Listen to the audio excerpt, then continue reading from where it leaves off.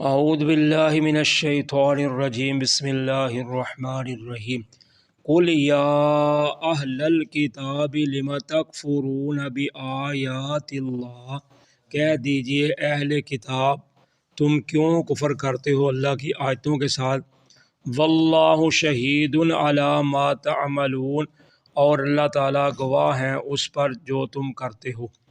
قل یا اہل الکتاب لم تصدون عن سبیل اللہ، کہہ دیجئے اہل کتاب کیوں تم روکتے ہو اللہ کے راستہ سے، من آمن تبغونہا عوجا وانتم شہداء، جو کوئی ایمان لائے تم تلاش کرتے اس راستہ میں ٹیڑھا پن کجی کو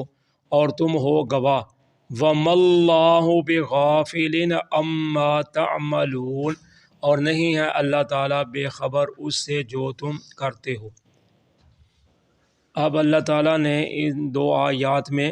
یہود کا اس بات کا تذکرہ کیا جو وہ لوگوں کو بہکاتے تھے۔ وہ کہتے تھے کہ جو ہماری کتابوں میں نبی پاک صلی اللہ علیہ وسلم کے متعلق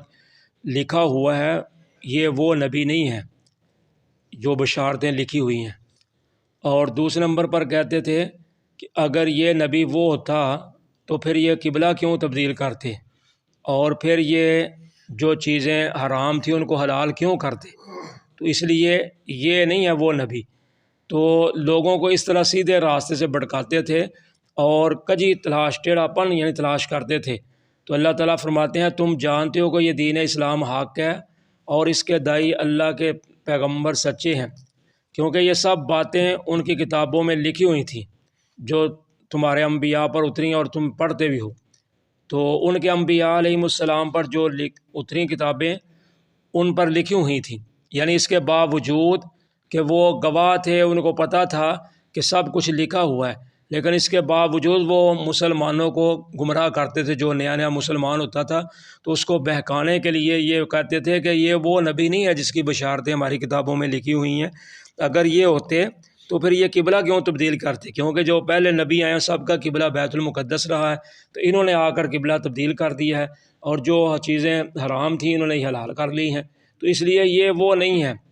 تو اللہ تعالیٰ فرماتے ہیں کہ اللہ تعالیٰ گواہ ہے جو تم کرتے ہو، اور دوسری آیت کے آخر میں فرمایا اللہ تعالیٰ بے خبر نہیں ہے جو تم کر رہے ہو، تو اس لیے یہ جو بھی تم کر رہے ہو ہیر پھیر اس کا تم کو نتیجہ بھگتنا پڑے گا۔ اللہ تعالیٰ تو جانتا ہے نا کہ جو تم کرتے ہو۔ یا ایھا الذین آمنوا ان تطیعوا فریقا من الذین اوتوا الکتاب،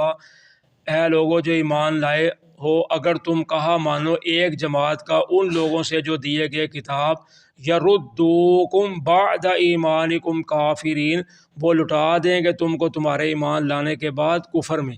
وَكَيْفَ تَكْفُرُونَ وَأَنْتُمْ تُتْلَىٰ عَلَيْكُمْ آیَاتُ اللَّهِ وَفِيكُمْ رَسُولُهُ، اور تم کیسے کفر کر سکتے ہو اور تم پر پڑھی جاتی ہیں اللہ کی کتاب کی آیتیں اور تم میں اللہ کے رسول بھی موجود ہیں۔ وَمَن يَعْتَصِم بِاللَّهِ فَقَدْ هُدِيَ إِلَىٰ صِرَاطٍ مُّسْتَقِيمٍ، اور جو کوئی مضبوطی کے ساتھ تھامے گا اللہ کو پس بے شک پس تحقیق وہ ہدایت پا جائے گا سیدھے راستے کی طرف۔ اب اللہ تعالیٰ فرماتے ہیں کہ اے ایمان والو اگر تم ان کی ایک جماعت کی بات مان لو جو اہل کتاب ہیں تو پھر وہ تم کو تمہارے ایمان لانے کے بعد پھر دوبارہ کافر بنا دیں گے اگر تم ان کے پیچھے چلو گے۔ تو اس کے متعلق مفسرین نے لکھا ہے کہ مدینہ میں دو قبیلے تھے، اوس اور خزرج، جو یہ دونوں جب مسلمان ہو گئے پہلے ان کی آپس میں بہت بڑی دشمنی تھی، ایک دوسرے کے قتل کے درپے تھے، بہت پرانی دشمنی چلتی آ رہی تھی، لیکن جب مسلمان ہو گئے تو ان کی آپس کی دشمنیاں ختم ہو گئیں، چونکہ اسلام جو ہے وہ دشمنیوں کو ختم کرتا ہے، تو یہ مسلمان ہو گئے۔ ایک دن اوس اور خزرج کے کچھ لوگ بیٹھے ہوئے تھے تو وہ آپس میں خوشگوار ماحول میں باتیں کر رہے تھے، جیسے بندہ بیٹھا گپ شپ لگاتا ہے ایسے بیٹھے آپس میں باتیں کر رہے تھے، تو ایک یہودی گزرا جس کا نام تھا شماس بن قیس، تو بعض نے اس کا نام شاس بن قیس لکھا ہے، تو وہ یہودی گزرا تو اس کو برداشت نہ ہو سکا کہ یہ تو آپس میں بیٹھے باتیں کر رہے ہیں، یہ تو بہت پرانے دشمن تھے، تو یہ کیا ہوا؟ اس نے ایک نوجوان کی پھر ڈیوٹی لگائی کہ تو اس طرح کر کہ ان کو کسی طرح لڑا، تو لڑانے کے لیے کیا ہوا، ان میں ایک جنگ بواس ہوئی تھی، تو اس جنگ بواس کے جو اشعار تھے نا،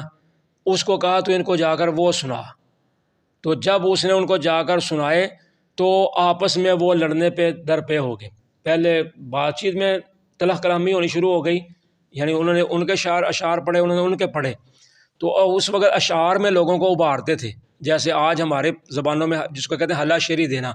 کہ پیچھے والے کھڑے ہوتے ہیں، مار تو اس کو، دیکھی جائے گی، اس نے تیرا فلانا نہیں مارا، کچھ نہیں ہوگا، تم ایسے کرتے، یعنی ہم ہلا شیری دیتے ہیں، اس کو بھڑکاتے ہیں۔ تو ادھر ہوتا تھا عرب میں اشعار کے ذریعے یہ کام کرتے تھے کہ اشعار پڑھتے تھے، ان میں اشعار میں ایک دوسرے کی توہین کی جاتی تھی، ان کے جو تھے نا بےعزتی کی جاتی تھی۔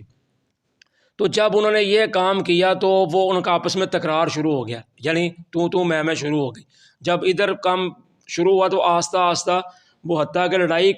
پر تیار ہو گئے، میدان سج گئے، دونوں قبیلے پھر نکل آئے آپس میں لڑنے کے لیے۔ ادھر جا کر کسی نے نبی اکرم صلی اللہ علیہ وسلم کو بتایا کہ اوس اور خزرج اس طرح لڑنے لگے ہیں، تو آپ تشریف لائے، تو آپ نے آتے ہی ان کو فرمایا، اے اوس اور خزرج، کیا ہو گیا تم کو؟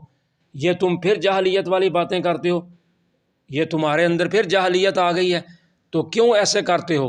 تو آپ نے جب ان کو سمجھایا تو پھر ان کو سمجھ آ گئی دوبارہ، تو پھر وہ لڑائی سے بچ کے باز آ گئے۔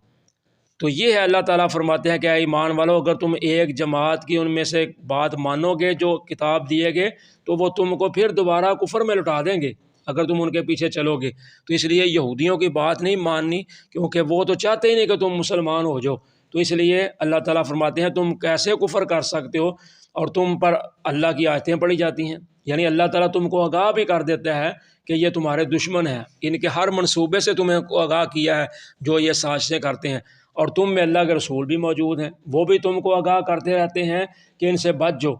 تو جب دونوں موجود ہیں، اللہ بھی موجود ہے، اللہ کے رسول بھی موجود ہیں، یعنی اللہ کی کتاب بھی موجود ہے اور اللہ کے رسول بھی موجود ہیں، تو پھر تم کیسے کفر کرتے ہو؟ اگر کوئی ایسا معاملہ ہے تو آپ سے پوچھ لو، آ کر نبی علیہ الصلوۃ والسلام سے بات کر لو، تم آپس میں کیوں ایسے کرتے ہو؟ اور فرمایا جو کوئی بھی اللہ کو مضبوطی کے ساتھ پکڑے گا، تو اللہ کو پکڑنے سے مراد ہے اللہ کے دین کو، یعنی جو بھی اللہ کے دین کے ساتھ چمٹ جائے گا، اللہ کے دین کو مضبوطی کے ساتھ پکڑ لے گا، تو وہ سیدھے راستے کی طرف رہنمائی پا جائے گا، ہدایت پا جائے گا۔ تو اس لیے جب تمہارے پاس اسلام دین موجود ہے تو تم اس کو تھام کے رکھو، تم کیوں ایسا کرتے ہو کہ ان کی باتیں سن کے پھر آپس میں لڑنا شروع ہو جاتے ہو؟ جزاکم اللہ خیرہ۔